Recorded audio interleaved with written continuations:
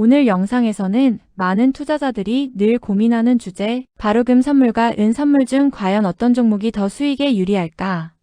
라는 질문으로 이야기를 풀어보겠습니다. 이 질문은 특히 해외 선물이나 원자재 선물에 막 입문한 분들이 가장 먼저 마주하게 되는 고민입니다. 둘 다 귀금속이지만 특성과 움직임, 투자 성격이 다르기 때문에 단순히 어느 쪽이 좋다라고 말할 수는 없습니다. 다만 오늘 영상을 통해 두 종목의 특징과 장단점, 그리고 2026년에 시장이 어떻게 움직이고 있는지 최신 흐름까지 비교해 드릴게요. 먼저 금 선물의 대표적인 특징부터 살펴보겠습니다. 2026년 들어 금은 연속적으로 상승 흐름을 보이며 대표적인 안전자산으로서의 위상을 유지하고 있습니다. 특히 연준의 금리 인하 기대감, 글로벌 지정학적 긴장, 달러 약세 등이 맞물리면서 투자자들이 금에 대한 수요를 늘리고 있고 7달 연속 월간 상승을 기록하는 등 강한 추세가 이어지고 있다는 뉴스들이 나오고 있습니다. 금의 장점은 무엇보다 안정성과 예측 가능성입니다. 다른 자산들이 급락할 때 금은 상대적으로 덜 흔들리는 성질이 있어서 포트폴리오의 안전판 역할을 합니다. 중앙은행들이 금 보유량을 늘리고 있다는 장기 흐름도 금 가격을 뒷받침하는 요소입니다. 실제로 글로벌 대형 은행들은 금 가격 전망을 상향 조정하고 있고 일부는 금 가격이 2026년 말까지 $6,000대를 넘을 수 있다는 전망까지 내놓고 있습니다. 하지만 금이 안정적이라고 해서 항상 수익성이 높다는 의미는 아닙니다. 금은 변동성이 낮아 예측은 쉽지만 대규모 상승폭을 기대하기 어려운 중장기 자산으로 분류되기도 합니다. 시장이 불안할 때 안전자산으로 금을 찾는 성격 때문에 일반 투자자에게는 이익을 지키는 데 유리하지만 빠른 수익을 노리는 투자자에게는 성과가 느리게 느껴질 수도 있습니다. 반면에 은 선물은 성격이 조금 다릅니다. 은은 금과 마찬가지로 안전자산의 역할도 하지만 동시에 산업용 금속으로서의 역할도 갖고 있습니다. 태양광 패널, 전기차, 전자산업 등에서 수요가 강하게 유지되는 점이 은의 가격에 영향을 줍니다. 이런 특성 때문에 은은 단순한 금보다 변동성이 훨씬 큽니다. 가격이 상승할 때는 금보다 더 빠르게 오르고 내려갈 때는 더 빠르게 내리는 경향이 강합니다. 2025년을 보면 은 선물 가격은 금보다 훨씬 더 큰 폭으로 상승했습니다. 일부 시장 분석에 따르면 2025년은 가격이 150% 넘게 오르며 금의 상승률을 크게 웃도는 흐름을 보였다는 평가도 있습니다. 이런 사례는 은이 구조적으로 값이 덜 붙어 있거나 수급이 타이트해질 때 나타나는 특징 중 하나입니다. 하지만 2026년 들어서는 움직임이 더 복합적입니다. 은은 가격 조정과 반등을 반복하며 여전히 금보다 높은 단기 변동성을 보여주고 있습니다. 일부 투자자 커뮤니티에서는 은 선물이 금보다 더 빠른 상승률을 보이고 있다고 지적하기도 합니다. 왜 이런 차이가 발생하는 걸까요? 핵심은 수요 구조와 시장 참여자들입니다.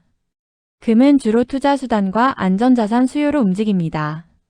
반면 은은 투자 수요 산업 수요가 결합된 가격 움직임을 보입니다. 이 때문에 은 가격은 거시경제 환경, 산업 수요 변화, 공급 이슈에 훨씬 민감하게 반응합니다. 예를 들어 산업 수요가 강해지면 은의 상승 모멘텀이 강해지고 반대로 산업 경기 둔화가 오면 금보다 더 빠르게 조정되는 경우가 많습니다. 또 하나 중요한 차이점은 금과 은의 공급 구조입니다. 은 시장은 금보다 훨씬 규모가 작고 재고도 적은 편입니다. 이는 가격의 변동폭을 더 크게 만드는 요인입니다. 시장 규모가 작기 때문에 상대적으로 투기적 자금에 의한 가격 왜곡이 쉽게 일어나기도 하며 이런 현상은 단기 매매자에게는 기회가 되지만 리스크 또한 높습니다. 투자 전문가들의 의견을 보면 금과 은 모두 장점이 있지만 어떤 투자 상황인가에 따라 선택이 달라진다고 말합니다.